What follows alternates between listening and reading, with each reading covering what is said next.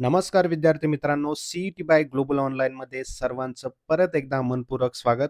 तर जसं की तुम्ही स्क्रीनवरती पाहत आहात, एक सी-ई-टीने नोटीस जाहीर केलेली आहे. अत्यंत महत्त्वाची नोटीस आहे, जी विद्यार्थी कॅप राउंडसाठी अर्ज करत आहेत आणि या सूचना जर तुम्हाला माहिती नसतील, तर तुम्हाला ते खूप महाग पडणार आहेत. आलं लक्षात? तुमच्या आवडीच्या कॉलेजमध्ये तुम्हाला ॲडमिशनच मिळणार नाही, जर या सूचना तुम्हाला माहिती नसतील तर. तर या काय सूचना आहेत? नुकत्याच 6 तारखेला म्हणजेच काल आपल्याला या सूचना दिलेल्या आहेत. सी-ई-टी सेलवरती या सूचना जाहीर केलेल्या आहेत. त्या तुम्ही पाहिल्या नसतील तर आज या सेशनमध्ये एक-एक सूचना मी तुम्हाला समजावून सांगणार आहे. शेवटपर्यंत बघा आणि फॉलो करा तरच तुम्हाला ॲडमिशन मिळेल. तर ही आहे ती सूचना मी डाउनलोड केलेलं आहे सी-ई-टी सेलवरून पी-डी-एफ. त्या पी-डी-एफमधून एक-एक गोष्ट मी तुम्हाला समजवण्याचा प्रयत्न करतो. बघा खूप महत्त्वाची आहे. कालच ही सूचना आलेली आहे दिनांक 6 ऑगस्ट 2025. केंद्रीभूत प्रवेश प्रक्रिया कॅप फेरीच्या अर्जाबाबत उमेदवार किंवा संस्थांना महत्त्वाची सूचना. खूपच महत्त्वाची सूचना आहेत बघा. तुम्ही आता एम-बी-ए किंवा एम-सी-ए राइट? यासाठी कॅप राउंड 2 च्या प्रवेश प्रक्रियामध्ये सहभागी असाल म्हणजे 6 तारखेपासून डेट दिलेली आहे. लास्ट सेशनमध्ये मी तुम्हाला एम-बी-ए आणि एम-सी-ए दोन्हीही कॅप राउंड 2, 3 या सर्व प्रवेशसाठी दिनांक काय-काय आहेत, डेट्स काय-काय आहेत महत्त्वाच्या सर्व गोष्टी सांगितलेल्या आहेत. बरोबर? मग त्यानुसार आता प्रवेश प्रक्रिया तर सुरू आहे आणि या प्रवेश प्रक्रियेमध्ये काहीही अडचण येऊ नये म्हणून या सूचना आता जाहीर केलेल्या आहेत. ठीक आहे? मग या सूचना काय आहेत हे तुम्हाला लक्षात ठेवायचं आहे. अदरवाईज तुम्हाला ॲडमिशन साठी प्रॉब्लेम येऊ शकतो किंवा बेटरमेंटसाठी सुद्धा प्रॉब्लेम येऊ शकतो. ठीक आहे?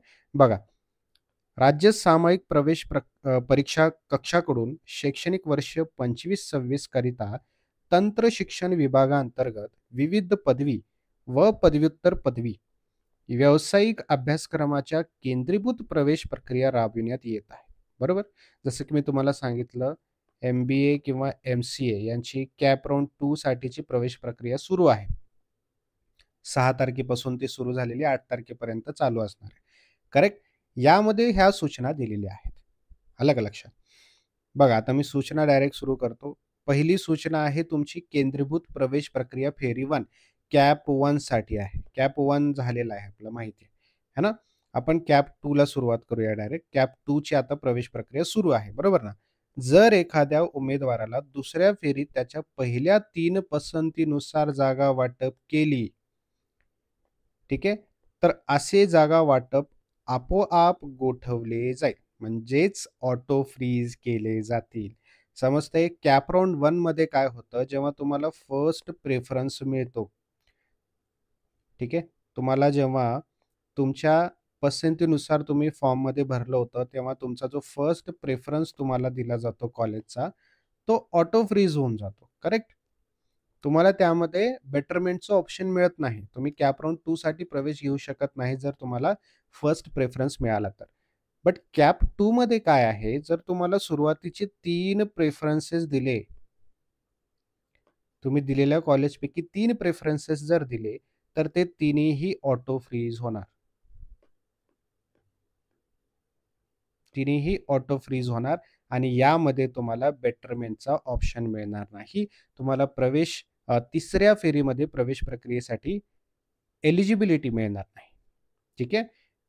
उमेदवारास दिलेल्या मुदतीनुसार प्रवेश घ्यावा लागेल. आता जर तुम्हाला 3 प्रेफरन्सेसपैकी कॉलेज जर भेटलं, तर ते ऑटो फ्रीज होऊन जाणार. तिथे तुम्हाला बेटरमेंटचा ऑप्शन मिळणार नाही. आलं का लक्षात? तुम्हाला जर तुमच्या प्रेफरन्सपैकी चौथा कॉलेज जर मिळालेला असेल, तर तुम्हाला बेटरमेंटचा ऑप्शन मिळेल. आलं का लक्षात? मग तुम्ही काय करू शकता, तिसऱ्या फेरीमध्ये सुद्धा जाऊ शकता. बरोबर? आणि जर 3 प्रेफरन्सपैकी कॉलेज मिळाले, तर तुम्हाला दिलेल्या डेटपर्यंत ॲडमिशन घ्यावंच लागेल. अदरवाईज तुमचं ॲडमिशन होणार नाही आणि तुम्हाला तुमचं पूर्ण वर्ष वाया जाईल. खूप मोठा प्रॉब्लेम होऊ शकतो. त्यामुळे जर तुम्हाला प्रेफरन्सेस मिळालेले आहेत, तर लवकर जाऊन ॲडमिशन घ्यायचं आहे. अजिबात उशीर करायचा नाही. आणि त्याचप्रमाणे जर फेरी 3 मध्ये जर तुम्ही गेलात, तुम्हाला चौथा प्रेफरन्स मिळाला, फेरी 2 मध्ये कॅप राउंड 2 मध्ये चौथा प्रेफरन्स मिळाला, तर तुम्हाला बेटरमेंटचं ऑप्शन मिळेल. बेटरमेंट करून तुम्ही जर पुढच्या ह्याच्यामध्ये गेलात, पुढच्या फेरीमध्ये गेलात, तर तिथे जर तुम्हाला पहिल्या 6 पसंतीनुसार जर जागा दिल्या, तर त्या 6च्या 6 गोठवल्या जातील, ऑटो फ्रीज केल्या जातील. ठीक आहे. 6 प्रेफरन्सेसपैकी कॉलेज मिळालं, तर ते तुमचं ऑटो फ्रीज होऊन जाईल. राइट? तुम्हाला त्याच्या पुढच्या फेरीमध्ये जागा मिळणार नाही, एलिजिबल राहणार नाही आणि 4थी फेरी जी आहे ती असणार आहे तुमची अंतिम फेरी. यामध्ये तुम्हाला 5वी-5वी फेरी, बेटरमेंट असं काही ऑप्शन मिळणार नाही.